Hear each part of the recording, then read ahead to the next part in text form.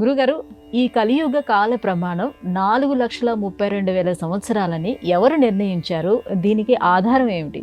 కాలానికి బ్రహ్మాయువు ప్రమాణం. బ్రహ్మాయువు అంటే సృష్టి నుంచి ప్రళయం దాకా.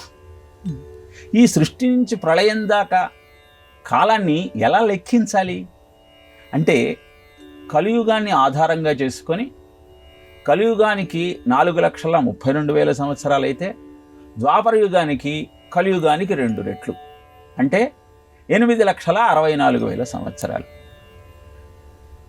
త్రేతాయుగానికి 3 రెట్లు అంటే 12,96,000 సంవత్సరాలు.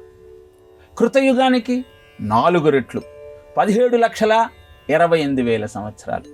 ఈ 4 యుగాలను కలిపితే 43,20,000 సంవత్సరాలు. ఇది ఒక చతుర్యుగము అని చెప్పబడుతుంది. ఇలాంటి చతుర్యుగాలు 71 అయితే ఒక మన్వంతరం. అలాంటి మన్వంతరాలు 14 అయితే ఒక కల్పం. ఈ కల్పము బ్రహ్మదేవుడికి ఒక పగలు. మళ్ళీ ఇంత సమయం గడిస్తే బ్రహ్మదేవుడికి ఒక రాత్రి. 2 కల్పాలైతే ఒక రోజు. ఇది అద్భుతమైనటువంటి ఆర్షవాంగ్మయంలోని కాల గణనకు ప్రమాణం. 4,32,000 సంవత్సరాలే కలియుగానికి ఎందుకని ప్రమాణంగా తీసుకున్నారు అంటే, సకల చరాచర సృష్టి ఈ భూమండలం మీద నడుస్తున్న నేపథ్యంలో జీవులందరి మీద గ్రహముల ప్రభావం ఉంటుంది. ఈ గ్రహముల ప్రభావము వలన ప్రజల జీవనం కొనసాగుతూ ఉంటుంది. ఈ గ్రహాలన్నీ ఒకే రాశిలోకి వచ్చినప్పుడు సృష్టి అంతమై ప్రళయం సంభవిస్తుంది. దాన్నే మనం అష్టగ్రహ కూటమి అంటారు. రాహుకేతువులు ఛాయాగ్రహాలు. భౌతికంగా కనపడేవి 7 గ్రహాలు. ఈ 7 గ్రహాలతో పాటు ఆ రాహువు కూడా ఒకే రాశిలోకి వచ్చినప్పుడు ప్రళయము సంభవిస్తుంది. మళ్ళీ కల్పం ప్రారంభం కావటానికి ఆస్కారం దొరుకుతుంది. ఇలా 4,32,000 సంవత్సరాల తరువాత ఇలాంటి ప్రళయం వస్తుంది కనుక ఆ 4,32,000 సంవత్సరాలు కూడా కలియుగంలో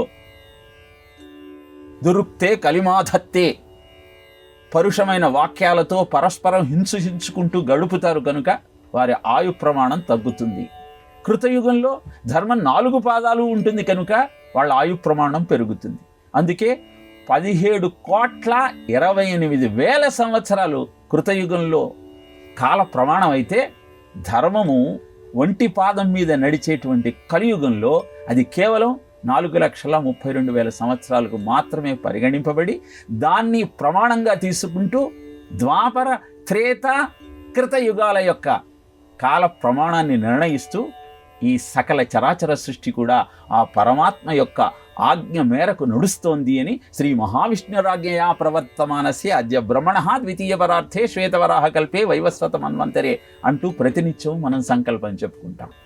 ఇలా సంకల్పం చెప్పుకుంటూ కాల మహిమను గుర్తిస్తూ, కలియుగంలో ఆయు ప్రమాణం తక్కువగా ఉన్నది కనుక ఈ తక్కువ కాలాన్నే మన జీవన సాఫల్యం కోసం వినియోగించుకోవాలన్నటువంటి ఆలోచన చేస్తూ, కాలం అంటే భగవత్ స్వరూపమే అన్న భావనను పెంపొందించుకుంటూ, కాలంలో భోగమునను అనుభవించటం కోసం ప్రయత్నం చేయకుండా కాలారి యొక్క కటాక్షాన్ని అందుకోవటం కోసం కృషి చేయాలని మనం భావించగలిగినప్పుడు మన జీవితం సార్థకమవుతుంది. అందుకే కలియుగం యొక్క లక్షణము తెలియజేస్తూ, కలియుగం యొక్క కాల ప్రమాణాన్ని వివరిస్తూ ఋషులు మనకు మార్గదర్శకం చేశారు. అందుకే కలియుగానికి 4,32,000 సంవత్సరాలు ప్రమాణము అని శాస్త్రం తెలియజేసింది.